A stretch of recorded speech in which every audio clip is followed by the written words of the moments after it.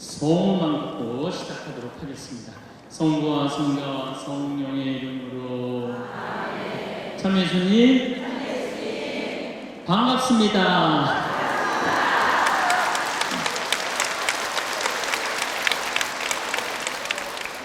저는 중학교 1학년 때 세례를 받았어요.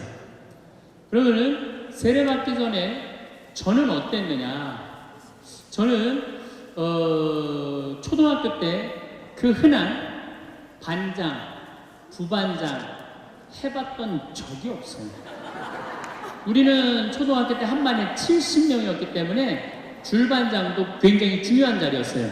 근데 줄반장도 해봤던 적이 없어요. 저는 우등상도 타봤던 적이 없는 아이예요. 그야말로 볼품 없는 아이였어요. 성격은 어땠느냐? 우리가 4형제였는데 우리 집에 제가 막내였어. 막내니까 성격이 까칠했어요. 나 하고 싶은 대로 다 했어요. 그 형들도 누나도 다 봐주고, 아버지 어머니 좀 달랐지만은 내가 그 밥 먹다가 신경질이 나면은 숟가락 밥그릇 던지는 건 예사가 아니었어요. 그냥 던졌어. 그냥 어떨 때는 상도 둘러엎고 그랬어요. 그럴 때마다 어머니한테 무지하게 두들겨 맞았죠. 안 죽을 만큼 두들겨 맞았죠. 안 죽을 만큼. 근데 한 번은 초등학교 2학년 때, 이건 아주 유명한 사건이 난 인생에 많았는데, 초등학교 2학년 때 아마 그땐 밥 먹을 때가 아니었나 봐. 신경질이 나고 딱 문을 열고 나왔는데 찰 게 없었던 거지. 신경질은 나는데. 근데 마침 뭐가 있었냐면 요강이 마루에 있었어. 요강이 마루에 있어서 딱 보이면 요강이잖아요. 그래서 있는 초등학교 2학년 아이가 있는 힘을 다해서 요강을 찼어요. 근데 마침 그때는 우리 집안 식구가 다 있었어. 그러니까 만약에 요강이 딱 떨어져서 깨지면 나는 어머니한테 그날 맞아 죽는 날이야. 온 집안 식구가 저는 오늘 맞아 죽는다. 그런 눈으로 봤는데 딱 요강을 찼는데 놀랍게도 요강이 시멘트 바닥에 딱 떨어지면서 굴르기 시작하는 거. 또르르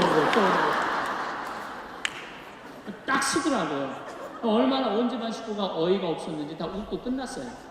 어머니가 그 얘기 내가 지금도 기억하고 계세요. 우리 신부님이 초등학교 2학년 때 요강 발로 찬 거, 그 요강 아직도 안 버렸대요. 아직도. 그래갖고 이렇게 씻어서 지금 우리 집 지하 창고에 놔놓고 계시다고 그러더라고요. 정말로 내 생각엔 까칠했던 것 같아요.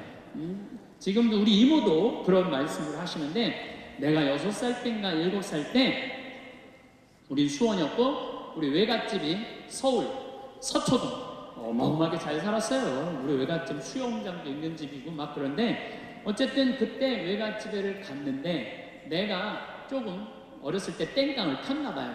그랬더니 외할머니가 우리 집은 뭐 그땐 전세 살았는데 외갓집은 뭐 수영장 있는 집이니 내가 기가 좀 죽긴 죽었나 봐요. 근데 외할머니가 너 이놈 새끼야 지랄하지 말고 사과나 먹어라. 사과를 바닥에 던져줬어. 근데 그걸 내가 못 받아들이겠더라고요. 얼마나 자존심이 상했는지 어머니 머리 끄댕기고 내려가자고. 나 이놈의 집에 있고 싶지 않다고 내려가자고. 그래서 어머니는 밥도 못 먹고 수원으로 내려왔던 적도 있어요. 그때 우리 이모들이 그래. 저놈 보통 놈 아니다. 저놈 보통 놈 아니다. 그렇게 아주 까칠했어요, 제가. 그런데 중학교 1학년 때 세례를 받으면서 나는 내 인생에 어마어마한 거울을 만난 거예요. 어떤 거울을 만났느냐면 예수 그리스도라는 거울을 만난 거예요. 예수 그리스도라는 거울을 비춰보니까 내가 이러고 있더라고. 내 모습이 남 모습이 아니라 내가 이러고 있더라고. 남에 대한 배려도 할 줄 모르고 사랑도 할 줄 모르고 이해심도 없고 이기적이고 지랄 맞고 아주 볼품이 없는 인간이었어요. 그러면서 자꾸 나 자신을 들여다보기 시작했어요. 정말로 부끄럽더라고요. 더욱이 예수님은 그 어린 나이에 중학교 1학년 때 예수님이 십자가에 못 박혀 나를 위해서 돌아가셨다는 게 얼마나 나한테 감동적이었는지 몰라요. 감동적이지 않아요, 여러분들? 남도 아니고 나를 사랑하기 때문에 저 고통을 겪으신 예수님. 그런데 도대체 나는 뭐하고 살았느냐? 나 하고 싶은 대로 신경질 부리는 대로 다 부리고 집안 식구한테 땡깡 피울 거 다 피고 남 함부로 판단하고 정말로 나 자신이 볼품이 없더라고요. 그래서 저는 저를 계속 들여다보기 시작했죠. 예수 그리스도라는 거울에. 그러면서 저는 15살에 사제가 되기로 결심을 해요. 내 인생이 너무 많은 영향을 미친 주님의 제자가 되어야 되겠다. 그래서 15살에 뜻을 세운 거죠. 공부하겠다는, 사제가 되겠다는, 지우학한 거예요. 공자님 말씀대로 15세의 지우학한 거예요. 뜻을 세운 거예요. 내가 사제가 되겠다고 뜻을 세우고 나니까 내 인생에 대해서 고뇌하게 되더라고요. 고뇌. 여러분들 인생에 고뇌해야 돼요. 소크라테스는 뭐라고 그러냐면은 자기 삶에 대해서 고뇌하지 않는 인간은 인간이 아니라고 그랬어요. 자기 삶에 대해서 내 삶이 지금 잘 살고 있느냐, 잘 살고 있지 않느냐, 삶은 가치가 없다고 그랬어요. 가치가. 여러분들은 지금 여러분들이 살고 있는 삶이 가치 있어요, 가치 없어요? 고뇌해야 돼요. 내가 정말 가치 있는 삶을 살고 있는가? 저는 사제가 되기로 뜻을 세우면서 내 인생에 대해서 고민하게 되더라고요. 첫 번째 고민이 뭐였느냐면 여자 문제였어요. 여자 문제. 중학교 2학년 때 사춘기 아니에요, 사춘기. 그때 처음으로 성당 누나들 교복 입고 오면 가슴이 눈에 보였어요. 그 너무너무 아름답고 정말 성적인 게 아니고 너무 예쁘고 아름다운 거야. 엉덩이, 다리 다 예쁜 거야. 그런데 신부가 되려면 어떻게 해야 돼? 다 포기해야 되잖아요. 그게 쉬운 일이 아니더라고요. 사자가 되기로 결심하는데 걸림돌이었어요. 여러분들 자녀들 가운데 초등학교 때 우리 신부님 돼야지, 신부님 돼야지, 그래 난 나중에 신부님 될 거야, 다 그렇게 하잖아요. 근데 어느 날 갑자기 그 얘기가 쏙 들어가. 그게 언제냐면 중학교 2학년이에요. 그 사춘기가 시작되면서 여자가 눈에 들어오는 거야. 자신이 없거든. 그러니까 95%가 다 포기하는 거야. 그때 중학교 2학년 때 다 포기하는 거야. 근데 나도 그게 굉장히 큰 걸림돌이더라고요. 그리고 두 번째 고민은 뭐였느냐면 저는 어머니한테 많이 두들겨 맞고 자랐죠. 그렇지만 사랑하는 거 알죠. 내가 또 성격이 지랄 맞은 것도 알고 나는 내가 생각해도 맞아도 싸.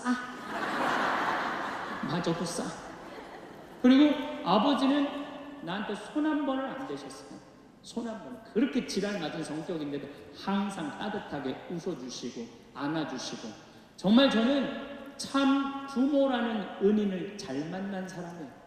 지금도 아버지하고 온천을 가면은 아버지가 86인데 내 등을 밀어줘요. 등을.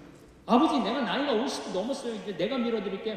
아유 우리 막내는 내가 밀어줘. 나는 내가 밀을 줄 알아. 그러니까 아버지는 아직도 내가 막내로 보이는 거야. 당신 86이라는 거 생각 안 하고. 그러니까 어렸을 때 이 부모님이 참 고마웠어요.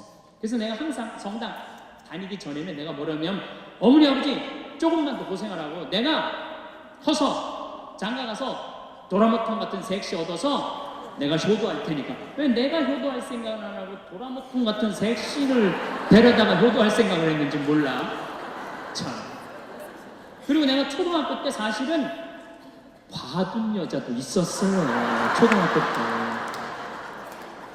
지금 시집가고 시부모한테 잘하고 남편한테 잘하고 애들 잘 키우더라고. 그러니까 내가 보는 눈이 있었던 거지. 내가 보는 눈이 있었던 거지.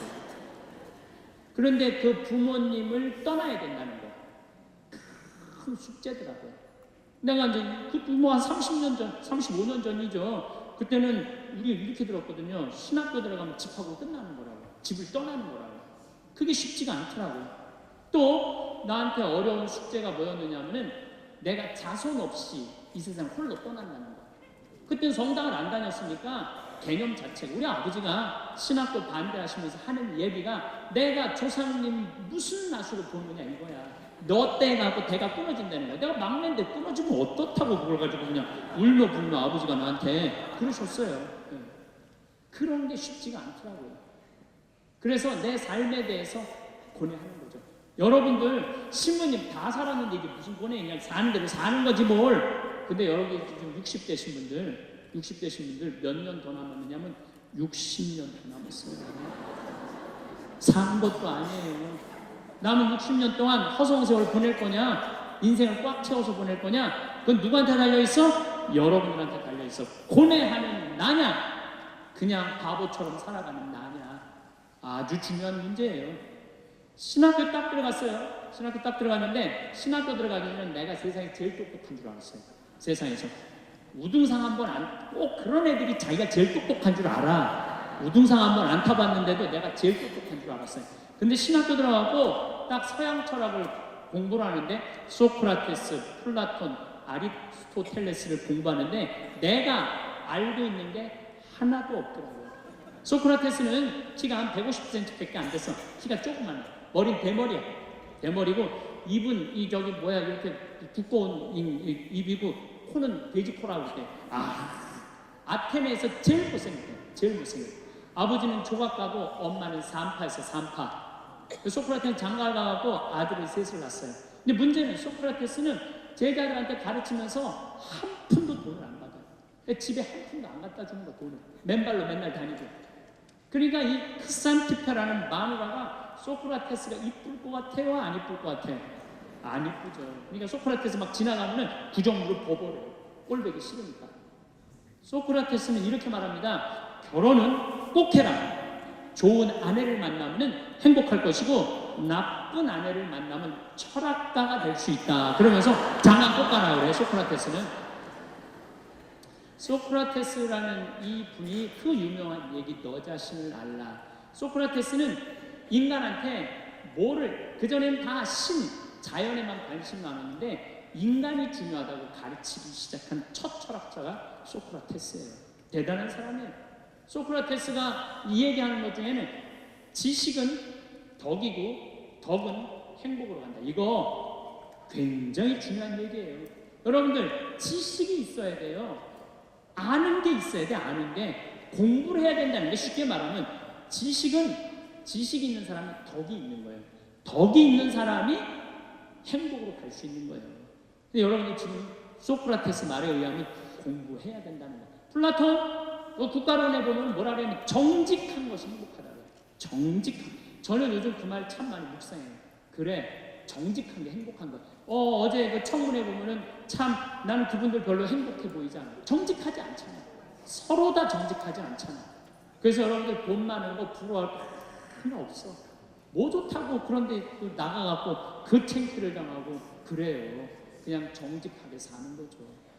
서양 철학 칸트 같은 경우는 이 칸트라는 사람은요 정말 이 사람 책을 읽어보면은 순수이성 비판, 실천이성 비판, 판단력 비판이라는 건데 순수이성 비판에서는 신에 대한 얘기를 안 해요. 도덕 얘기만 해. 근데 가만히 보니까 아니 나 착하게 살았어. 근데 너무 고통스러워. 또 왜 내가 착하게 살아야 돼? 악하게 사는 좋게 사는데 그러면 어떻게 해야 돼? 실천이성 비판에서는 하느님은 있어줘야 되겠다. 왜 있어줘야 되냐? 착한데 억울하게 산 사람 상 주고 악한데 호강하는 놈들 벌 줘야 된다 이거야. 그런 거 책을 읽어보니까요 너무 어렵기도 하지만은 내가 아는 게 헛똑똑인 거지. 공부도 안 하고 똑똑한 척만 했던 거야. 우리 수원신학교 내가 1회 입학생인데 우리는 동양 철학을 굉장히 많이 강조를 했어요. 그래서 참 좋은 교수님한테 동양 철학을 배웠어요. 동양 철학을 보면 공자, 맹자, 무슨 장자, 순자, 한비자, 노자, 이런 분들의 철학을 배워보니까요 사람 사는 도리가 그 안에 들어있더라고요. 사람 사는 도리가 그 안에 들어있는 거야. 소크라테스는 71살에 죽어요. 마지막에 아테네 젊은이들 유혹했다고 독약 마시고 죽잖아요. 거기에 마지막 이야기한 거를 변론이라고 해요. 우리 어렸을 땐 변명이라고 배웠는데 변명이 아니지. 왜 변명을 해? 변론을 해요.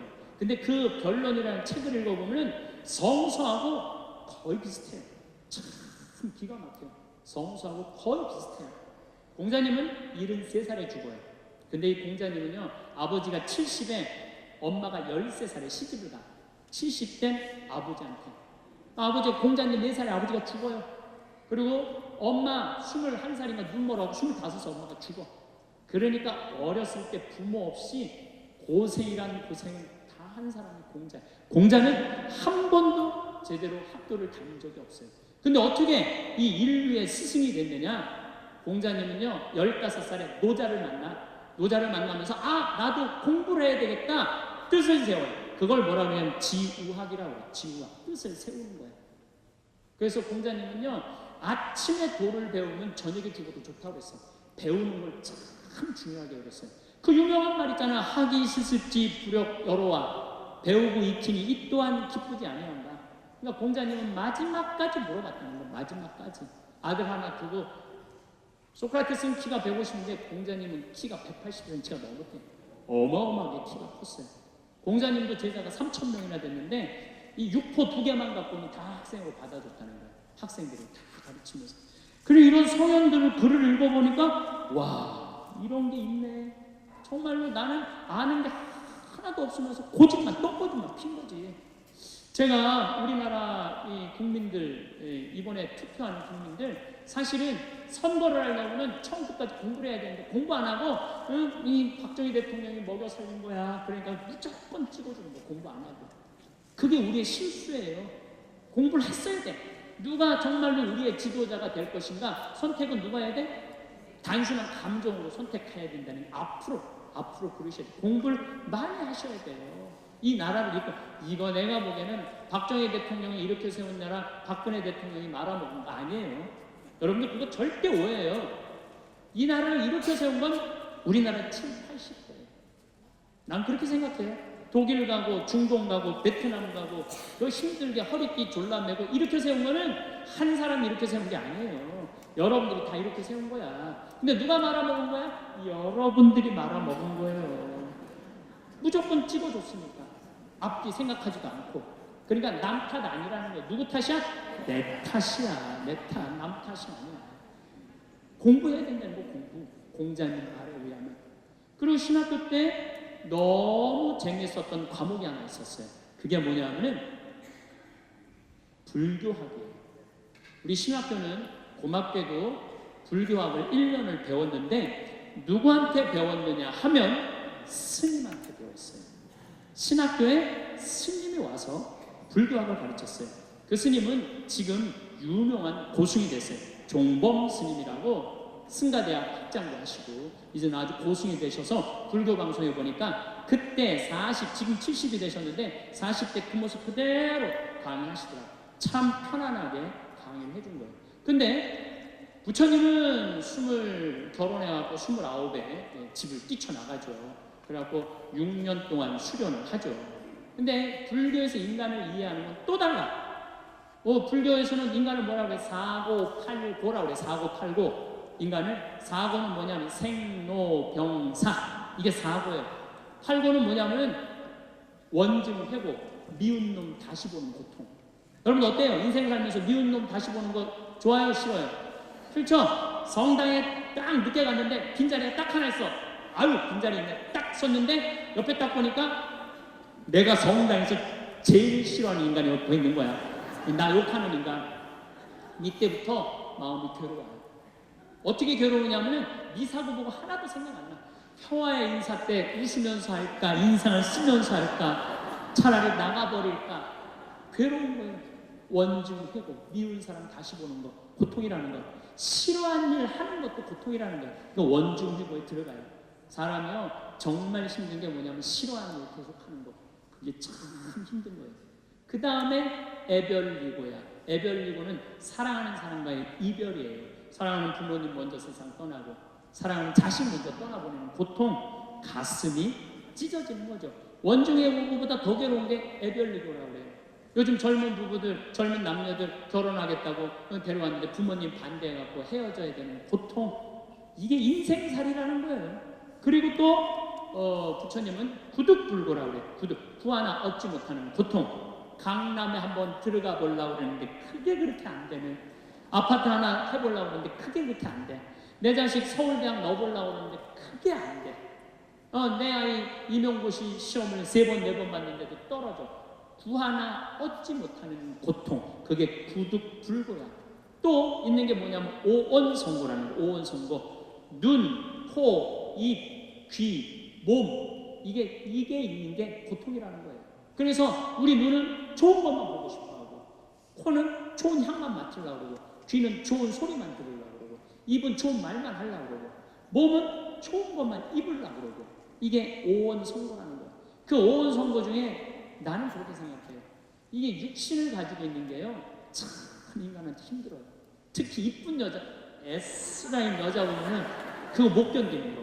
그래갖고 실수하는 사람들 방송에 얼마나 많아요. 판사, 검사까지 돼갖고 그 한 번을 그 공부하느냐고 수백 날, 수천만 밤을 새고 공부했을 텐데 그 욕정 몸 하나를 다스리지 못해갖고 그 좋은 자리에서 떨궈져 나가고 별 장군들도 떨어져 나가고 보면서 그게 누구도 상관없어요. 누구도. 그 오원 선고, 육신을 가지고 있는 인간이 겪는 고통이라는 거예요. 이 사고팔고가 모여갖고 뭐 물론 108번뇌를 계산한 방법이 좀 다르지만은 인간은 번뇌 속에서 살아간다는 거예요. 번뇌라는 게 뭐냐면 뇌가 불타는 거야. 탈번자야. 뇌가 불탄다. 그러면 그런 108번뇌에서 벗어나려면 어떻게 해야 되느냐? 욕심을 버려야 된다는 거예요. 고집멸도. 사성제라고 해요. 보통은 집착에서 오고 집착을 멸하면 도에 이를 수 있다는 거예요. 그냥 도에 이르면 할 정도로 살아야 되는 거예요. 똑바로 보고 똑바로 말하고 똑바로 걷고 똑바로 살고. 이걸 보니까요 대단한 거예요. 인간을 이해하는 게 방향이 달라. 그래서 동양 철학, 서양 철학, 불교학, 또 불교에서는 이면서를 아주 중요하게 해요. 저하고 여러분들하고 이렇게 만나는 거 그냥 뭐 이렇게 그냥 우연하게 만난 거예요? 아니에요. 인연이 보통 인연이 아니야. 보통 인연이 한 거비를, 불교에서는 한 겁의 세월을 뭐라 그러냐면 이 명동성당만한 바위를 비단으로 도는 거예요. 그래서 그 바위가 다 사가 없어지는 걸 한 겁이라고 해요. 연도수로 따지면 한 겁이 얼마냐면 4억 3,200만 년을 한 겁이라고 해요. 저 여러분들하고 지금 몇 겁이 쌓여갖고 만난 건지 알아요? 3겁이 쌓여갖고 만난 거예요. 보통 사이가 아니야 지금 우리가. 그래서 12지 연기론이라고 굉장히 이것이 있음으로써 저것이 있고 저것이 없음으로써 이것이 없고 아주 복잡한 얘기예요. 근데 그런 것들이 이 인간을 이해하는 방법이 이런 방법이구나. 근데 난 신학교 때 제일 재밌었던 과목이 무당에 대해서 배웠어요. 무당에 대해서 배웠는데 무당은 세습무가 있고 강신무가 있어요. 이 충청도 아래쪽은 세습무야. 다 엄마 아버지가 무당이면 배워서 무당 되는 거야. 이상의 북쪽은 신이 내려요. 실질적으로 신이 내리는 무당들이 있어요. 저쪽 세계의 혼이 인간 세계를 다스리는 경우가 참 많아요. 막 신이 내리면은 내가 안 받아들이려고 해도 신병을 알아. 어쩔 수 없이. 그래갖고 내린 것을 할 수밖에 없어. 그리고 죽은 사람들 위로하는 것을 이 진호기굿이라고 해요. 씹김굿이라고도 그러고. 그러니까 이게 신기 좋은 사람은 막 모시는 신이 다 얘기해줘. 그냥 쫙쫙 나오는 거죠. 그래갖고 여러분들 용한 무당, 신기 꽉 찬 무당 많이 찾아다니잖아요. 그게 막 신이 내려서 그래. 무시할 게 아니에요. 무시할 게 아니에요. 우리들은 우리 하느님이 어기하는 인간의 혼의 세계는 정말로 우리가 이해할 수 없는 세계가 있어요. 근데 막 무당이 막 돈맛 알고 막 이상한 거 막 뭐 먹고 노는 거 이런 거 알면은 점점 신기가 떨어져요. 가고 보면은 저 무당 신기 떨어졌네 이거 모르네 그러잖아요. 그럼 무당들이 뭐라 그래? 나 신기가 떨어져갖고 산에 기도하러 갈 거야. 그래갖고 뭐 50일 기도, 100일 기도 하러 가잖아요. 여러분들은 막 세례 받았을 때 신기 꽉 찼어 안 찼어요? 여러분들 성령기 꽉 찼었어요. 사실 세례 받을 때. 그래갖고 마음 막 뜨겁죠? 근데 세상 살다 보면은 이 욕심, 저 욕심보다는 처음에 근총이 다 사라져. 그러니까 신기가 떨어지는 거지. 그래갖고 그냥 마음 안에 뜨거움이 없는 거야. 여러분들 오늘 여기 왜 왔는 줄 알아요? 신기 채우러 온 거야. 신기 채우러 온 거야. 우리는 가끔 성령의 기운을 채워야 돼요. 그런 훈련이 필요한 거야. 무속학을 이렇게 그 공수라고 했어요. 내가 무속에는 한이 기본이야. 한을 풀어주면은 이 세상 사람들이 복을 받는 거야. 그래서 기복신앙이래. 기도해서 복 받는다. 그 뭐 윤리하고 상관없어. 어쨌거나 이런 공부를 하면서 내가 객관적이 되더라고. 객관적. 자꾸 공부를 하면은 객관적이 돼야 돼. 그런데 종교 지도자가 내 종교만 가지고 공부를 하면은요, 나중에 자기 신자들을 어떻게 이끌을 수 있느냐면 편협하게 이끌 수 있어요. 편협하게.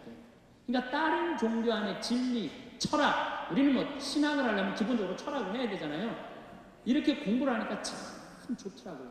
배움이라는 것은 내가 보기엔 끝이 없어. 난 이제 글자도 안 보이고 난 땡 칠 거야. 인생 땡 치는 거고 똑같은 거예요. 근데 내가 신학교 때 가장 좋았던 건 뭐냐면은 신학교 2학년 때 난 세상에서 내가 제일 잘난 줄 알았더니 신학교 가보니까 나보다 잘난 놈들이 너무 많은 거야. 뭐 서울 법대, 서울 공대, 서울 뭐 사대 뭐 정말 똑똑한 애들이 많이 와 있더라고요. 또 난 반장도 해본 적이 없는데 전부 다 반장 안 해본 애들이 없어. 동네에서 제일 똑똑한 애들이 신학교 오잖아요. 다 똑똑하더라고요. 그러니까 다 똑똑하니까 내가 밀려 막. 근데 더 무서운 건 뭐냐면은 심성이 고운 신학생들이 너무 많은 거예요. 영적으로 깊은 사람. 왜냐면 난 중학교 때 세례를 받아갖고 난 헛신앙이야. 근데 막 뱃속에서부터 엄마가 나지르인들 있잖아요. 나 얘 하느님한테 봉헌할 거야. 그래갖고 그냥 얘는 뱃속에서부터 소리를 들은 거야. 신부님 얘기를. 그리고 얘네들은요, 이렇게 잘한 애들은 신학교에서 묵주기도를 해도요, 질이 달라 나하고. 내가 하는 묵주기도는 죽어라고 하는데 얘네들은 정말로 품위가 있어요. 품위가 있어. 그걸 못 견디겠더라고요. 그런 거를. 난 왜 이렇게 부족하지? 난 이렇게 모자라지? 근데 내가 신학교 때 너무너무 감사했던 게 세상에는 나보다 똑똑한 놈이 많구나 인정하기 시작하니까 내가 뭘 얻었느냐면 자유를 얻었어. 자유. 여러분 세상에서 제일 힘든 게 뭐냐면 나보다 못한 사람 도와주는 건 하나도 안 힘들어요. 진짜 힘든 건 뭐냐면 나보다 잘난 놈 인정하는 거. 그게 제일 힘든 거예요. 나보다 잘난 놈을 인정하지 못하니까 시기하고 질투하고 모함하고 그러는 거예요. 그래서 뭐 멀리 보지 마세요. 텔레비 좀 봐. 정치인들 보면은 다 내가 제일 잘났어. 그러니까 시기하고 모함하고 욕하는 거 아니에요. 나보다 잘난 사람 인정하면은 자유로운데 그게 안 되는 거예요. 근데 저는 신학교 2학년 때 나보다 잘난 사람이 많구나 인정하고 나니까 시기할 것도 없고 질투할 것도 없어. 진리가 너희를 자유롭게 하리라 하듯이 저 친구 나보다 잘났어. 잘난 대로 인정해 주잖아요. 마음이 평화롭더라고요. 마음 안에 평화가 있더라고요. 평화가. 지난 9월 8월 달에 내 신학교 때 정말 친한 신학생 친구가 됐죠. 전화했어요. 창현아, 나 교황청에서 전화가 왔어. 아무도 모르는 거야. 그런데 나보고 주교하래. 너 어떻게 생각해? 근데 저는 평상시에 그 신학생을 존경했어요. 동기지만. 근데 이렇게 말했어요. 너는 신학교 때도 신부 돼서도 신학교 교수할 때도 어려운 신학생들 늘 돌봤어. 또 로마로 유학 가서도 보니까 후배 신학생들이 정말로 잘 챙기더라고요. 그래서 나는 우리 수원교가 신부가 500명이야. 나는 신부를 챙기는 정말 착한 목자가 주교님이 됐으면 좋겠는데 난 네가 그런 사람이라고 생각을 해. 네가 꼭 주교직을 수락했으면 좋겠어. 온 마음으로 저는 우리 신부님이 나한테 그런 얘기를 했을 때 온 마음으로 수락하길 바랬어요. 그리고 주교직을 수락하고 우리 수원교회 주교님으로 아주 내가 보기엔 너무너무 잘하세요. 그런데 내가 남을 인정하지 못하는 습성이 있어. 창현아, 나보고 주교하라고 했는데 너 어떻게 생각해? 너 같은 게 무슨 주교를 해. 하려면 내가 해야지. 그랬다면 나는 마음 안에 평화, 기쁨 이런 거 하나도 없었을 거예요. 우리들이 인생을 살면서 남을 인정해 줄 줄 알 때 자유를 얻어요. 자유. 그리고 가만히 생각해 보니까 나는 성격 까칠하지, 키 조그마지, 뭐 능력 별로 없지, 그렇게 잘난 인간이 아니야. 잘나지도 않았는데 남들한테 인정받으려고 그럴 때 그때부터 뭐가 시작되냐면 고통이 시작되는 거예요. 그냥 생긴 그대로 나를 받아들이는. 저 신부님 참 잘난 척하네. 저 신부님 강론도 잘하고 내가 잘하는 게 딱 그거였어요. 그래서 난 거기에 집중했어. 다른 데 집중하지 않고 그냥 내가 잘하는 것만 하면 돼. 남들 하는 거 신경 쓸 거 하나도 없어요. 여러분들도 마찬가지예요. 나 자신의 장점을 들여다보라는 거예요. 아까 내가 소크라테스의 너 자신을 알라라고 말할 때 단점만 보지 말라는 거예요. 자기 안에 엄청난 힘이 있어요. 그걸 찾아내는 일이 중요하다는 거예요. 제가 서른에 31일이라고 그래요. 서른에 신부가 됐어. 이제 뜻을 신부가 됐으니 얼마나 좋아. 그런데 내 인생에 가장 많은 실수를 저지른 게 30이에요. 30대 때 나는 내 강의 때 핸드폰이 울리면 가만히 놔두질 않았어요.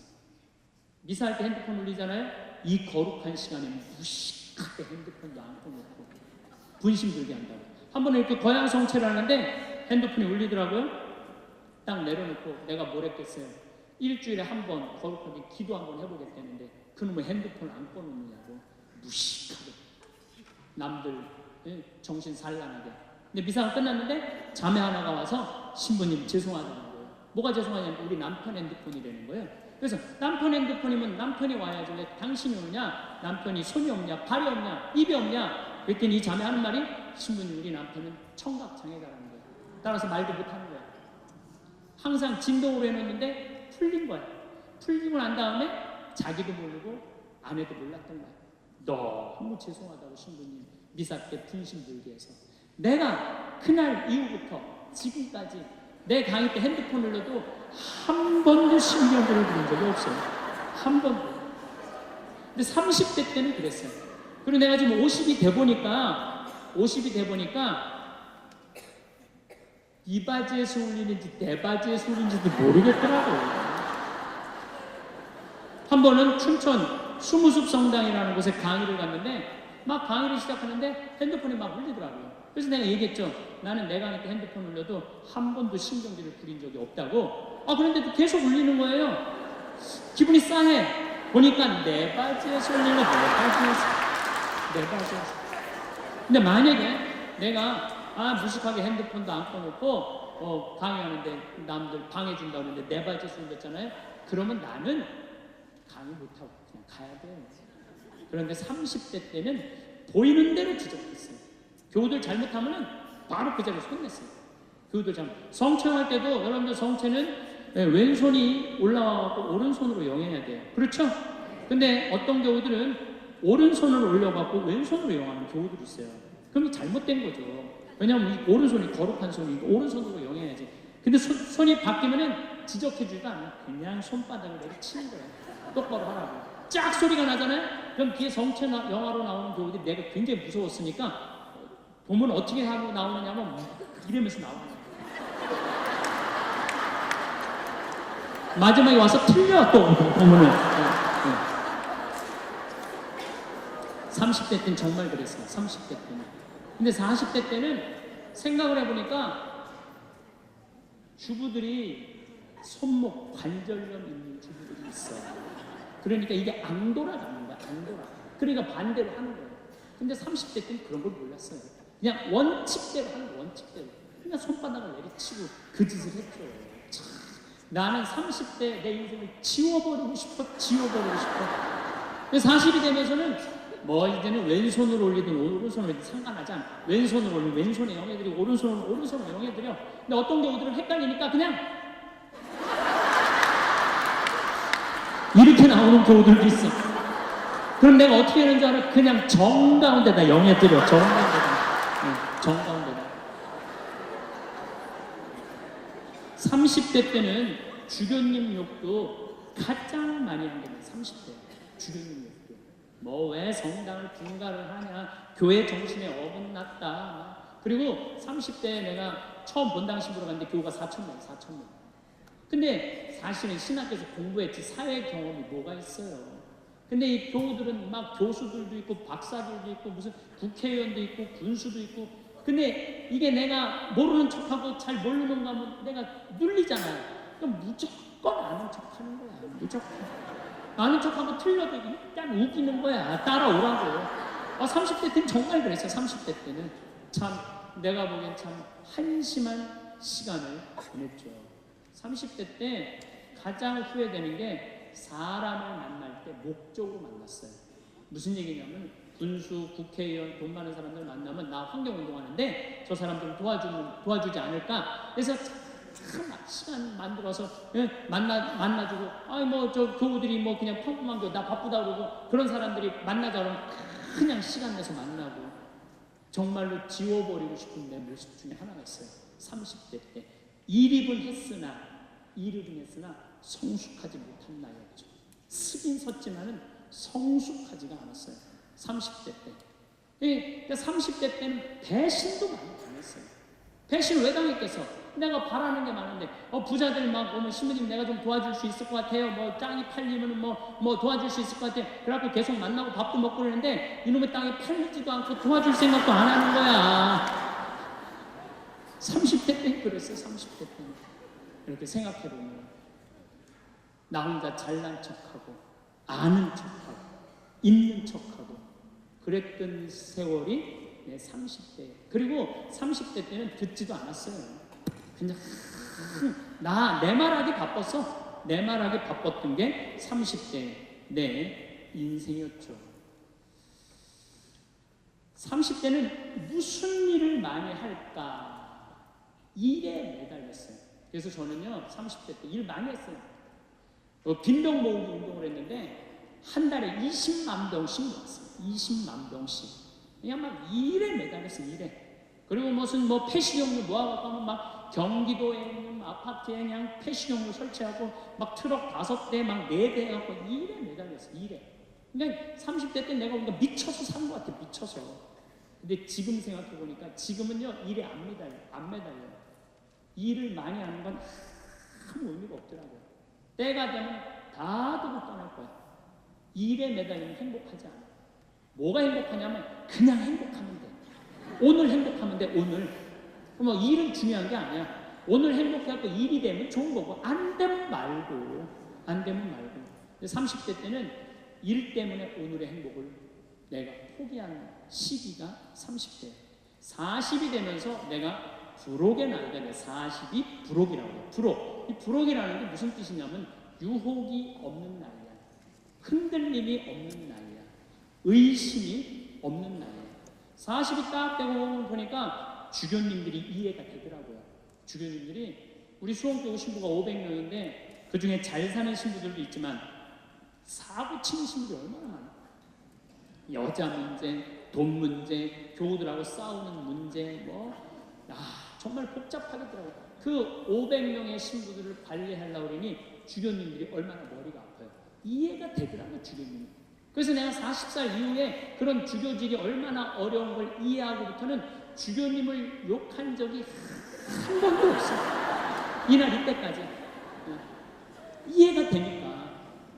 그리고 유혹이라는 게 뭐예요? 불혹이라는 게 뭐예요? 신앙에서도 별로 유혹받을 게 없어. 하느님에 대한 확신. 하느님이 이 세상에 오셨고 예수님 부활한 거에 대한 확신. 그리고 하늘나라 올라가셔서 우리 인생에 관여하고 있는 거에 대한 확신. 요즘 예수님 부활에 대한 확신이 왜 더 드느냐면 여러분들 예수님이 십자가에 못 박히기 전에 매질 당했다고 그래요. 채찍질. 그게 가죽으로 끝에 양뼈 조각, 새 조각이 있어요. 한 대 때리면요 이 등에 살점이 다 묻어나고 뼈 조각이 다 드러나. 한 대 맞으면. 그래서 40대 이상 맞으면 죽는다고 그래요. 근데 예수님이 그 40대 39대를 맞았다는 거야. 그러니까 예수님 십자가에 올라가기 전에 이미 이 피가 너무 많이 흘러갖고 등에 살점이라는 게 거의 없는 상태야. 그리고 십자가에 매달렸을 때 손바닥에 못 안 박아요. 손목에 박지. 왜냐하면 떨어지니까. 이건 찢어져도 금방 떨어지거든. 손목에 박으면 온갖 신경, 동맥, 정맥 다 지나가는 거야. 이 뼈가 양쪽에. 그리고 숨 쉬고 이런 게 너무너무 힘들어갖고 숨이 막혀 죽는 거거든요. 마지막에 옆구리에 창을 찔르니까 피를 얼마나 많이 흘렸으면 물이 나왔어. 물이. 피를 너무 많이 더 이상 흘릴 피도 없어. 근데 3일 만에 부활했잖아요. 3일 만에 부활을 했다고 3일 있다가 이제 계속 마리아 막달레나한테도 나타나고 베드로하고 요한한테도 나타나고 막 그러잖아요. 내가 보기에는 그 정도 맞았으면 3일 후에 부활하고 난 다음에 1년은 누워 있어야 돼. 그렇지 않아요? 1년은 내가 보기엔 누워 어딜 돌아다녀.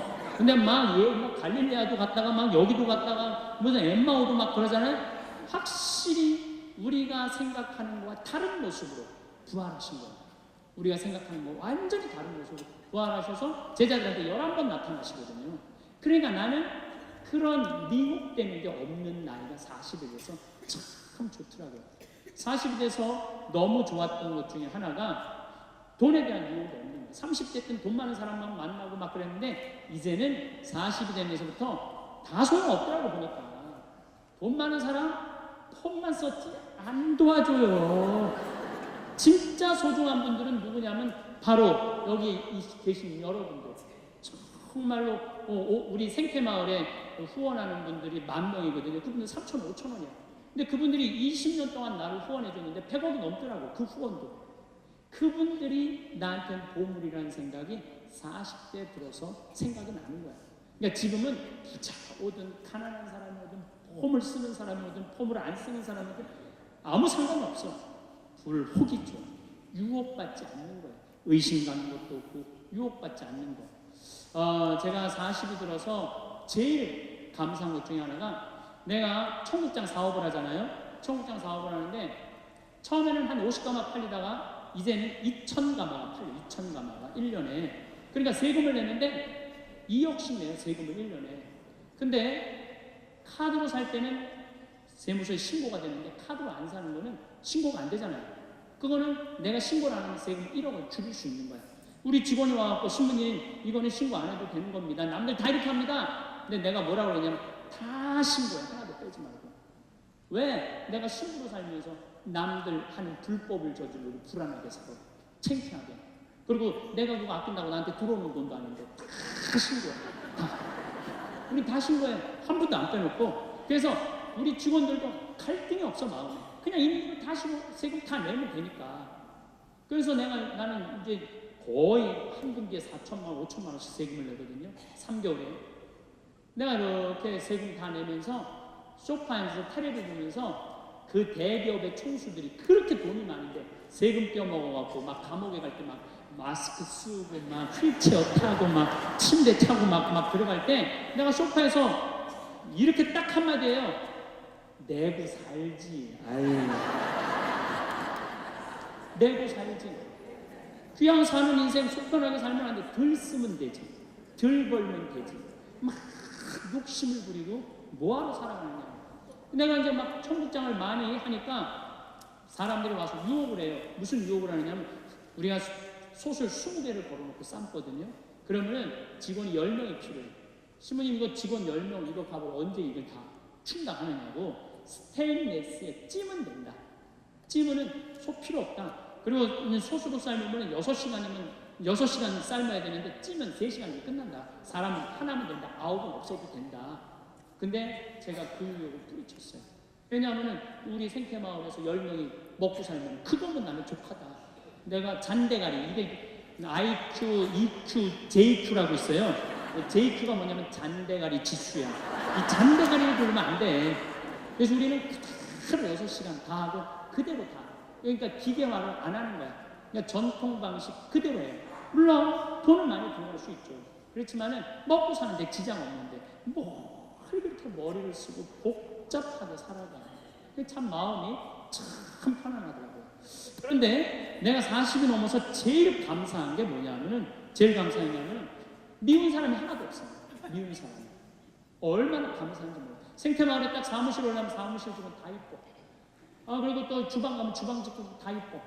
그리고 농장 가면 농장 직원도 다 이쁘고, 청국장 가면 청국장 직원도 다 이뻐. 그러니까 마음 안에 미운 사람이 없으니까 뭐가 있냐면 평화가 있더라고. 평화. 근데 문제는 미운 놈은 하나도 없는데 마음에 안 드는 놈들은 너무 많아. 이 마음에 안 드는 놈이 너무 많은 거는 다음 시간에 이야기하도록 하겠습니다. 영광의 성부와 성자와 성령께, 성부와 성자와 성령의 이름으로 아멘. 감사합니다.